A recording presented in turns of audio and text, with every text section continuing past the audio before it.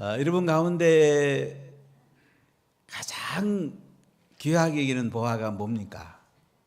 여러분들이 자나깨나 참 이 보화 너무 좋다 이렇게 여기는 보화가 무엇이 있습니까? 한 번은 제가 워싱턴 DC에 스미소니언 박물관에 갔습니다. 사람이 많이 모이는 곳에 뭐가 있을까 싶어서 가보니까 다이아몬드가 전 세계에서 제일 큰 게 있습니다. 캐럿이 제일 높은 다이아몬드 사람들이 보려고 그곳에 몰려 있었습니다. 다이아몬드가 좋은 것 같으면 여러분 가지고 싶지 않겠어요? 잘 깎아서 다이아몬드를 간직하면서 기뻐하고 만족해 할 것입니다. 대형 박물관에 가서 딱 한 가지만 보면 뭐 보면 되냐고 물어봤더니 이집트에서 가져온 미라, 투탕카멘의 황금 마스크 미라를 보는 것이 제일 좋다는 얘기를 들었습니다. 가치가 있다는 얘기죠. 루브르 박물관에 가면 모나리자와 미로에서 가져온 비너스 상 앞에 사람들이 제일 많이 모여 있습니다. 그만큼 가치가 있다는 거죠. 사람들은 가치 있는 데다가 투자하고 가치 있는 데다가 관심을 가집니다. 여러분의 삶에 가장 가치 있는 것은 무엇입니까? 요새 서울에 보면 초등학생들을 대상으로 의대반을 운영한다고 합니다. 초등학교 때부터 벌써 서울에 있는 의대에 가는 학교를 준비한다고 그래요. 의사 되는 게 얼마나 좋습니까? 또 사람들의 병도 고칠 수 있고 자신의 위치도 잘 보장되고 재정도 괜찮고 그 의사 되기를 그렇게 원한다는 거죠. 제가 쿠웨이트에서 만난 선교사님 저에게도 한번 오신 적이 있는데 우즈베키스탄에서 의료 선교했습니다. 의료 선교하다가 복음 전하고 제자 삼는 게 너무너무 좋은 거예요. 알파고소 성령 수양회를 산에 가서 했는데 우즈베키스탄에 비밀 경찰들이 잡으러 왔는데 중간에 구름이 끼가지고 못 잡고 그냥 돌아갔다고 그래요. 결국 추방당하셔서 쿠웨이트에서 2008년부터 사역을 하시고 계신데 제가 2014년 갔을 때에 참 하나님 은혜가 너무나 컸습니다. 한 200여 명이 모였는데 한인들 한 100명 또 다른 외국인 한 100명 이렇게 예배를 드리는데요. 제가 이런 질문을 해봤어요. 선교사님 의료 선교하시면서 복음 전하면 어떻습니까? 그랬더니 한 대답이 굉장히 인상 깊었어요. 목사님 복음 전하기도 너무 바빠요. 복음 전하고 제사 삼기도 너무 바쁜데 제가 의료 선교 어떻게 해요? 저는 굉장히 와닿았어요. 의료 선교보다도 복음 전하고 제자 삼는 것이 더 가치가 있다는 거죠. 더 중요하다는 거죠. 이 선교사님은 이제 연대 소아과 교수였고 의사였던 분이에요. 그런데 이분은 병 고치는 것보다도 복음 전하고 제자 삼는 데다가 집중을 하고 제가 갔을 때 요르단에 한 3명의 선교사를 보내려고 준비하는 것에 너무 깊은 감동을 느꼈습니다. 많은 선교사님이 평생 후원해 달라고 그러는데 이분은 쿠웨이트 가서 자립을 해요. 그리고 요르단에 3명의 선교사를 보내면서 기뻐하는 모습 보면서 너무 행복했습니다. 선교가 이런 건데 이렇게 선교하는 것을 제가 거기서 좋은 것을 봤습니다. 늘 인도 선교하면 갈증이 있었어요. 이들이 목회를 잘해서 그 다음에 제자를 삼고 또 다른 데다가 선교사를 파송하고 이렇게 재생산이 돼야지 예수님이 하신 방법인데 바울이 그렇게 했는데 왜 이렇게 못할까? 늘 고심이 있었어요. 처음에 했던 신학교는 돈 갖다 주니까 돈으로 하니까 그 다음에 이걸 아니라는 생각이 들더라고요. 그래서 피터를 데리고 나서 이제 우리가 제자를 키우고 그가 제자 사역하면서 많은 열매가 있습니다. 우리가 한 달에 보내는 재정은 똑같은데 교회는 계속 세워지고 신학교도 이제 거의 다 완성이 되었고 2026년에 되면 비전 스쿨이 확장되고 카리지가 세워지고 또 호스피스 센터가 세워지고, 저는 그거 보면서 참, 야, 이 성교가 이거구나. 이제는 스스로 자립할 수 있게 된다는 거, 아, 이게 성교인데. 그래서 그들이 또 다른 사람이 나눠주고 재생산해서 제자를 세우고 또 성교하는 거. 아, 예수님이 한 대로 좀 되구나. 그것에 기뻐했던 것입니다. 바나시의 아미트 목사님 같은 경우에도 한 가정이 시작해서 12년 만에 1200 가정교회, 5,000명의 가족이 믿게 되고, 바나시와 이유피주 동네마다 가정교회가 세워지고, 아, 이게 선교구나. 제자가 세워지고 교회가 세워지고 이 재생산이 일어나고, 제가 꿈꾸고 그렇게 바랐던 선교를 보면서, 아, 이건데, 아, 예수님이 오시면 얼마나 기뻐할까. 그래서 아미타하고 이 보파에 있는 데비다스를 좀 초청하려고 몇 주간을 애를 썼는데 비자가 안 나오더라고요. 이 사람은 가진 게 아무것도 없어요. 오려 그러면 자기들이 일정한 세금을 내고 가진 게 있어야 올 수가 있는데, 너무 이번에 안타까웠습니다. 우리가 이제 인도 가서 그들의 사역을 한번 보면 참 좋겠는데요. 뭐가 가장 가치 있을까요? 저는 창세기부터 요한계시록까지 제가 39년 목회하면서 씨름하고 또 씨름했습니다. 하나님 뭐가 제일 중요합니까? 뭐가 본질입니까? 아주 간단히 말하면 뭐예요? 십자가에 죽으시고 부활한 예수님의 복음을 전하고, 복음 받은 그들이 하나님 자녀가 되면은 말씀을 가르치고 하나님 형상을 담게 해서 이들이 또 다른 제자가 되고, 그들이 나가서 복음 전하는 제자가 되는 거, 이것을 재생산하는 거, 이게 성경의 핵심이에요. 여기에 함께하는 사람이 하늘의 복이 가장 크고, 우리가 하늘에 가서도 하늘상이 제일 큰 거예요. 이게 핵심이에요, 핵심. 그러니까 성경의 핵심 가치는 천국입니다. 하나님 나라입니다. 그래서 마태복음은 천국 이야기를 담고 있는 거예요. 예수님이 왜 오셨습니까?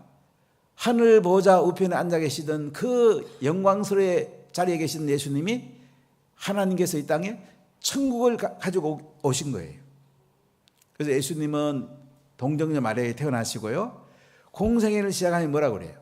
회개하라, 천국이 가까이 왔느니라. 천국을 선포하잖아요. 예수님은 최고의 선물인 천국을 가지고 왔어요. 그리고 5장, 6장, 7장 마태복음 보면 천국의 대헌장을 선포합니다. 팔복을 선포하고 천국의 삶이 뭔지 우리에게 알려줍니다. 그 다음에 8장과 9장에는 병 고치는 사역, 10가지 병 고치는 이야기를 통해서 우리가 이 땅에 건강하기를 원해요. 또 오병이의 기적을 통해서는 우리가 또한 이 땅에 재정이 넉넉하기를 원해요. 예수님은 병 고치고 또 재정을 주시고 우리 자녀를 말씀으로 잘 키우길 원하시고 이 땅의 행복을 누리기 원합니다. 근데 이걸 넘어서 하늘의 행복을 누리기를 원해요. 우리가 10장에 와보면 예수님이 어떻게 복음을 전하는지 정확하게 말합니다. 이스라엘 집에 잃어버린 양에게로 가라. 이 집이란 말이 오이코스잖아요. 그러니까 우리 가까운 사람, 안 믿는 자녀, 안 믿는 부모, 안 믿는 남편, 안 믿는 가족, 안 믿는 친구들, 안 믿는 직장 동료들, 그들에게 가라 이거예요. 그리고 그들이 예수님 믿으면 그 주변에 있는 사람을 오이코스로 삼아서 또 그들로 가더라 이거죠. 평화를 빌고 합당한 사람이 되면은 그 주변의 사람들에게 또 가서 복음 전하고 제자를 삼으라 이거죠. 이게 핵심이에요. 이것을 실천한 사람이 예수님이고 그 다음에 바울 사도입니다. 이 성경의 핵이에요, 핵. 그래서 예수님은 오늘 마태복음 13장은 천국을 비유로 말씀을 하십니다. 여러분, 천국보다 더 중요한 게 어디 있겠어요? 이 땅에 살다가 우리가 천국에 들어가는 것보다 더 중요한 게 어디 있겠어요? 아니, 이 땅에 예수님을 믿는 순간에 우리는 천국이 시작된 거예요. 하늘 행복이 시작됐단 말이죠. 하늘이 우리 가운데 천국의 기쁨을 주시고 천국의 온갖 좋은 것들을 우리가 하는데 이미 부어지기 시작했단 말이죠. 그래서 우리는 땅의 행복을 넘어 하늘의 행복, 하늘의 영광스러운 행복을 누리면서 이 땅에 사는 거예요. 이게 행복이에요, 행복. 자꾸 우리는 행복을 땅에서 찾는 경우가 너무 많아. 안 믿는 사람과 비스무리하게 이렇게 살려고 할 때가 있어. 굉장히 차원 낮은 단계, 시시한 단계, 그걸 넘어서야 됩니다. 이 땅에 있는 것들은 다 하늘을 위해서 우리가 사용할 때에 가치가 있는 거죠. 오늘 예수님은 제자들에게 천국 비유를 8가지를 말씀합니다. 그 중에 지난주에 제가 씨 뿌리는 비유에 대한 말씀을 전했어요. 씨 뿌리는 자가 씨를 가지고 나갑니다. 길가에도 떨어지고, 그 다음에 돌밭에 떨어지고, 그 다음에 가시떨기에 떨어지고, 좋은 땅에 떨어지고, 떨어지잖아요. 그런데 어떻게 해요? 길가에 떨어진 거는 떨어지자마자 새가 먹어버렸어요. 예수님이 해석하죠. 사단이 씨를 먹었다 이거예요. 돌밭에 떨어진 거는 이제 싹은 났는데 또 햇빛 오니까 다 죽어버렸어요. 환난과 핍박 가운데 예수님을 저버린 자를 말해요. 가시떨기에 떨어진 것은 세상의 염려와 재물의 유혹이 오니까 결실이 없는 거예요. 그런데 좋은 땅에 떨어지면 30배, 60배, 100배의 결실을 맺었어요. 여러분의 마음은 4종류의 밭 가운데 어떤 밭입니까? 계속 영혼을 구원한 열매가 있습니까? 영혼을 구원하는 열매가 있으면 좋은 밭이에요. 여러분, 잡초밭 같으면 잡초를 캐내야 안 되겠어요? 돌밭 같으면 돌을 집어 던져야죠. 길가밭은 트랙터로 다 가지고 뒤집어 엎어야 안 되겠어요? 그래야지 우리가 영혼을 사랑하게 되고 이 가치를 알게 돼요. 오이코스도 보면 좋은 땅도 있고요, 가시떨기 땅도 있고요, 돌밭 땅도 있고 길가 땅도 있는 거예요. 그래서 우리가 좋은 땅부터 우리가 3명씩 이렇게 정해서 셀에서 또 다른 3명과 같이 섬기고 기도하고 또 교회 초청하고 열린셀을 초청하고 알파고 초청하고 이렇게 분별하는 지혜가 필요합니다. 그래서 오늘 예수님께 제자들이 묻지요. 왜 비유로 말씀하십니까? 자, 우리 마태복음 13장 10절을 한번 읽어볼까요? 제자들이 예수께 나와 이르되 어찌하여 그들에게 비유로 말씀하시나이까? 자, 13장 11절 12절 읽어보겠습니다. 대답하여 이르시되 천국의 비밀을 아는 것이 너희에게는 허락되었으나 그들에게는 아니 되었나니 무릇 있는 자는 받아 넉넉하게 되되 없는 자는 그 있는 것도 빼앗기리라. 무슨 말씀이죠? 자, 천국을 제자들에게는 허락이 됐답니다. 그들은 천국을 알 수 있도록 예수님이 허락하신 거예요. 그런데 교만한 사람들, 자기 생각을 가진 사람들, 그리고 세상 가치를 가진 사람들은 어떻게 해요? 천국 얘기 들어도 못 알아들어요. 무슨 말인지 못 알아듣는단 말이죠. 자, 그래서 예수님이 이어서 이렇게 말씀합니다. 자, 우리 13절 같이 읽어볼까요? 그러므로 내가 그들에게 비유로 말하는 것은 그들이 보아도 보지 못하며 들어도 듣지 못하며 깨닫지 못함이니라. 비유로 말해도요, 무리들은 무슨 말인지 몰라요. 보아도 보지 못하고 들어도 듣지 못하고 깨닫지 못하는 거예요. 구약에 나오는 이사야 예언을 예수님이 성취하신다고 말씀을 합니다. 자, 14절과 15절을 같이 읽어볼게요. 이사야 예언이 그들에게 이루어졌으니 일러서되 너희가 듣기는 들어도 깨닫지 못할 것이요 보기는 보아도 알지 못하리라.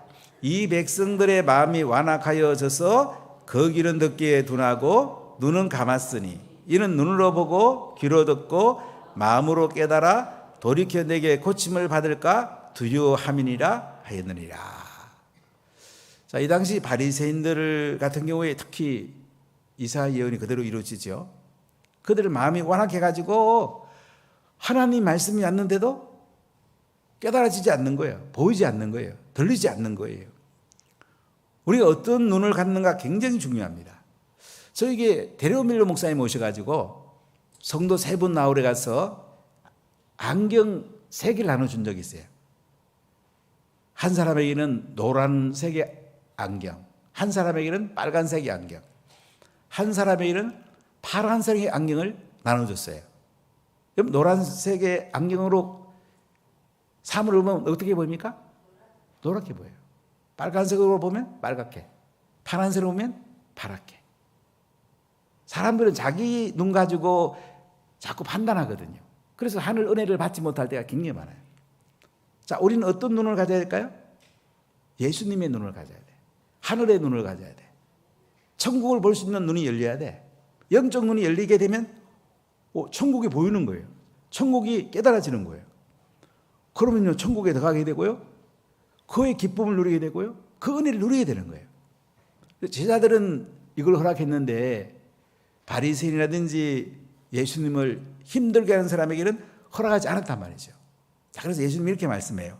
16절 한번 우리 크게 읽어보겠습니다. 그러나 너희 눈은 볼므로 너희 귀는 들음으로 보겠도다. 예수님 따라다니는 제자들은요, 그 눈이 봄으로 보이고요, 그 귀가 들음으로 들리는 거예요. 그래서 예수님은 제자들에게 너희가 복이 있다. 사실은 바리새인들, 서기관들이 성경을 훨씬 더 많이 알죠. 구약을 깰 정도로 아는 사람들이에요. 그 사람들은 구약을 쓰고 또 가르치는 사람들이에요. 근데 이 사람들이 자기 기득권 유지하려고 그러고 자기 생각을 가지고 있으니까 안 보이는 거예요. 안 들리는 거예요. 안 깨달아지는 거예요. 자, 우리 마태복음 13장 17절 읽어보겠습니다. 내가 진실로 너희에게 이르노니 많은 선지자와 의인이 너희가 보는 것을 보고자 하여도 보지 못하였고 너희가 듣는 것들을 듣고자 하여도 듣지 못하였느니라. 구약에 있는 많은 선지자와 의인들이요, 예수님을 보고 싶어 했어요. 메시아를 보고 싶어 했어요. 근데 보지 못하고 듣지 못했어요. 예수님 아직 안 오셨거든요. 구약의 마지막 선지자가 세례요한입니다. 세례요한은 사람이 낳은, 여자가 낳은 자녀 중에서 제일 큰 자라고 예수님 말씀해요. 예수님이 오실 길을 예비했어요. 그런데 예수님의 십자가의 죽으심과 부활을 보지 못했어요. 근데 제자들은 예수님과 함께 3년 반 동안 사시고 그 다음에 십자가에 죽으시고 부활한 예수님을 보잖아요. 경험을 했잖아요. 그러니까 그들이 나중에 성령 받고 땅끝까지 가서 생명 걸고 복음 전하죠. 이게 너무 가치가 있으니까. 그럼 가치가 있어야지 생명 걸지 않겠어요? 우리 돈을 투자해도 가치 있는 데 투자하잖아요. 시간도 가치 있는 데 투자하잖아요. 우리 에너지도 가치 있는 데 투자하잖아요. 여러분들은 어디에다가 투자하고 있습니까? 여러분의 가치는 어디에 있습니까? 여러분이 발견한 최고의 보안은 무엇입니까? 오늘 예수님이 우리에게 이걸 물어보는 거예요. 비유를 통해서 제자들에게 너희들에게 이거 보여준 거 정말로 복이 있다. 바리새인이라든지 예수님을 대적하는 사람들에게는 안 보여준다는 거예요. 천국을 경험하셨습니까? 십자가에 죽으시고 부활한 예수님이 나의 구세주가 되시고 주님이 되셔서 그분과 함께 사십니까? 그러면 천국에 온 거예요. 이게 제일 큰 복이에요. 우리 천국을 발견하면 천국을 모르는 사람에게 알려줘야 되지 않겠습니까? 내 자녀들이 천국을 몰라요. 가만히 있는 부모가 어디 있겠어요? 우리 부모님이 예수를 몰라. 천국을 몰라 가만히 있겠습니까? 사랑하는 남편이 천국을 몰라. 우리가 소개해야 되지 않겠습니까? 그래서 우리가 이제 열린설 행복축제는요, 잔치하는 거예요. 우리 기쁨으로 하는 거예요. 내가 만난 예수님, 내가 발견한 최고의 보화를 그들에게 알려주는 거예요. 얼마나 놀라운 것입니까? 오늘 예수님께서는 이제 두 개의 비유를 통해서 가장 가치 있는 천국에 대한 이야기를 우리에게 들려주고 있습니다. 하나는 우연히 발견된 감춰진 보화고요. 하나는 찾고 찾아서 발견된 보화인 천국을 말해요. 자, 우연히 발견된 감춰진 보화인 천국 44절을 우리 크게 한번 읽어보겠습니다. 천국은 마치 밭에 감추인 보화와 같으니 사람이 이를 발견한 후에 숨겨두고 기뻐하며 돌아가서 자기의 소유를 다 팔아 그 밭을 사느니라. 예전에는 보화를 은행이나 금고에 이렇게 맡길 수가 없습니다. 그런 기관이 없었죠. 그래서 항아리에 담아가지고 밭 기둥이나 이런 데다가 숨겨둬요. 전쟁이나 난리가 오면 집에 두면 안 되잖아요. 그리고 어떤 사람이 부자입니다. 좋은 보화를 항아리에 감춰가지고 박 귀퉁이에 묻어놨어요. 그런데 이분도 세상을 뜨고 또 시간이 지나고, 근데 어느 날 일하던 한 농부가 꽹이에 쨍그랑 소리가 나는 거예요. 해보니까 항아리예요. 항아리 뚜껑을 열어보니까 아주 신기한 보화가 거기에 있는 거예요. 근데 그 당시는 집주인과 이 밭주인하고요, 발견한 사람이 다르면 반반씩 나눠 갔습니다. 그 사람이 반반씩 안 나눠 갖고 싶은 거예요. 다 갖고 싶어. 그래서 돌아가서도 갑니까? 집에 있는 거 다 팝니다. 밭도 팔고 논도 팔고 뭐 가진 거 다 팔아. 그 밭을 살려고. 왜 밭을 삽니까? 그 감춰진 보화를 가지려고 밭을 사는 거예요. 바로 이거예요. 우리가 인생을 살다 보면요, 이 천국을 발견한다는 거, 이거보다 더 대단한 게 없거든요. 우연히 발견되는 경우가 있어요. 안 믿는 남편이 믿는 아내를 만났는데 하도 아내가 가자니까 따라다니다 보니까 예수님을 만난 거야. 천국을 발견한 거야. 아내 잘 만난 거죠. 어떤 분은 아내가 선교사로 왔다 이렇게 표현한다는데 참 잘 만난 거죠. 성경에 보니까 예수님께서 어느 날 사마리아를 지나갑니다. 야곱의 우물가에서 여인을 만납니다. 물을 좀 달라고 그럽니다. 나는 네가 알지 못하는 영혼의 목마르게 된 물이 있다고 합니다. 저한테 주십시오. 이 여인은 그 물을 마십니다. 너무 기뻐합니다. 그 물이 예수님이 메시아라는 것입니다. 이 여인은 부끄러운 여인인데도 물동이를 버려두고 동네 가서 예수님을 이야기합니다. 여러분 와보십시오. 내가 메시아를 만났습니다. 여러분 메시아를 와보십시오. 이 여인은 부끄러운 거 다 잊어버리고 동네 방네 다니면서 복음을 전합니다. 천국을 이야기합니다. 천국을 소유하고 나면 이야기 안 할 수가 없어요. 너무 좋으니까. 너무 기쁜 거 얘기 안 할 수가 없는 거예요. 사울이 다메섹으로 갑니다. 예수 믿는 사람을 잡으러 갑니다. 그러다가 빛 가운데 예수님이 나타납니다.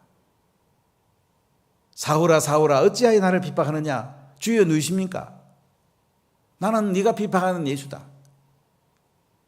눈이 이제 안 보이게 되고 아나니의 기도를 통해서 비늘 같은 게 떨어지면서 바울은 바로 나가서 예수님이 그리스도입니다. 예수님이 메시아입니다. 예수님이 하나님 아들입니다. 바로 자기가 발견한 보화를 다른 사람에게 알리게 됩니다.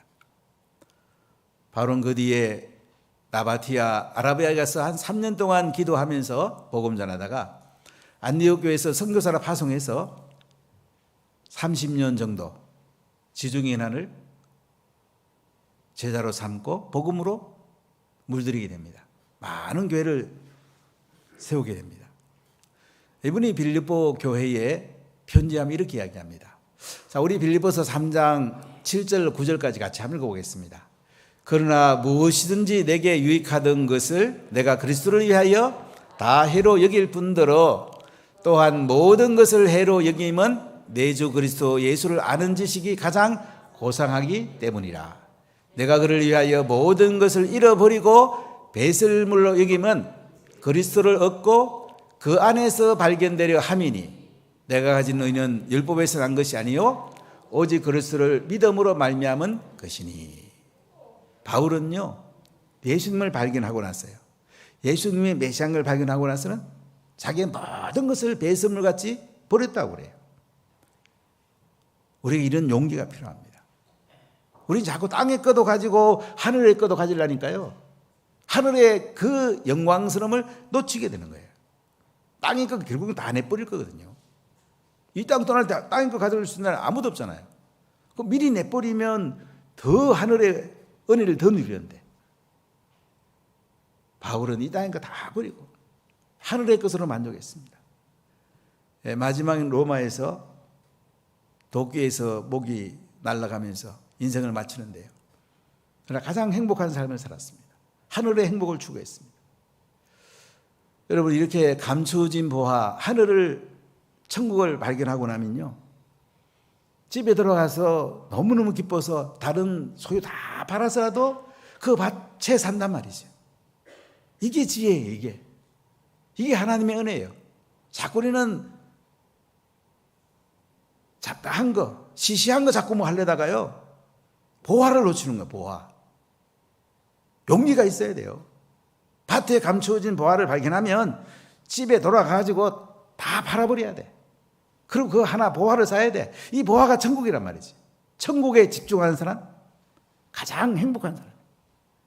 천국을 또 다른 사람에게 소개하는 사람, 가장 행복한 사람이란 말이죠. 그 다음 또 어떤 비유를 통해 말씀하냐면요, 진주 비유를 통해서 자꾸 찾아가고 발견된 천국을 이야기합니다. 자, 우리 45절과 46절 함께 읽겠습니다. 또 천국은 마치 좋은 진주를 구하는 장사와 같으니 극히 값진 진주 하나를 발견하며 가서 자기 소유를 다 팔아 그 진주를 사느니라. 천국은 마치 좋은 진주를 구하는 장사와 같다. 옛날에는 양식을 안 하기 때문에 자연에서 진주를 얻게 됩니다. 홍해에서 얻는 아주 좋은 진주는요, 지금 시가로 말하면 몇백만 달러 했다고 그럽니다. 진주 장사가 진주 사러 다닙니다. 그런데 극히 값진 진주를 하나를 발견한 거예요. 세상에 제일 좋은 진주를 하나를 발견했어요. 어디 갈까요? 돌아가가지고 자기 소를 다 팝니다. 뭐 바치고 가진 모든 소유, 진주 하나 살려고 다 파는 거예요. 그렇습니다. 이 극히 값진 진주가 바로 천국이란 말이에요. 우리가 천국을 발견하고 나면요, 땅이 다 시시하게 보이는 거예요. 땅이 게 자꾸 눈에 보인단 말은 아직 천국의 가치를 아직 잘 모르는 거예요. 소유 다 팔았다 그러잖아요. 땅이 다 버렸다는 거잖아요. 땅이 다 내려놨다는 말이죠. 땅이 다 필요 없다는 게 아니고 우리가 이 땅에 살면서도 천국에 집중한다는 거죠. 천국의 기쁨을 누리고 천국의 은혜를 누리고 또 이 천국을 다른 사람에게 전하고 여기에 내 인생에 초점을 맞춘다는 거죠. 이게 가장 행복하지 않겠습니까? 사랑하는 여러분, 우리가 이 땅에 잠깐 왔다 가는데 오늘 예수님은 감추어진 보화 비유를 통해서 우연히 발견하는 사람도 있고요, 예수님이 직접 찾아오는 경우도 있고요, 또 어떤 경우는 찾고 찾는 진주의 비를 통해서 우리가 구도자의 자세로 구하는 거예요. 또 구하고 또 구하고 구하다가 이제 예수님을 만나는 거죠. 천국을 발견하는 거죠. 그만 그다가 내 인생을 거는 거예요. 이것이 가장 가치 있는 삶, 보화를 발견한 삶이 아니겠습니까? 내가 이 보화를 발견했는데 혼자 가지기 너무 아깝지 않아요? 자식한테 줘야 되지 않겠어요? 우리 주변 오이코스에 줘야 되지 않겠어요? 그래서 우리가 열린셀 행복축제를 통해서 내가 만난 예수님, 내가 경험했던 천국, 이거를 함께 그들과 나누는 거예요. 이게 가장 복 있지 않습니까? 여기에 시간을 쓰고 에너지를 쓰고 재정을 쓰고 내 초점을 여기에 맞추는 사람, 가장 행복한 사람 아니겠습니까? 한번 열린셀 행복축제를 한번 행복하게 해봅시다. 기쁨을 한번 해봅시다. 내 소유를 다 팔아서 보화를 사고 진주를 산 사람처럼 여기다 내 초점을 한번 맞춰봅시다. 많은 열매가 있을 것입니다. 아멘.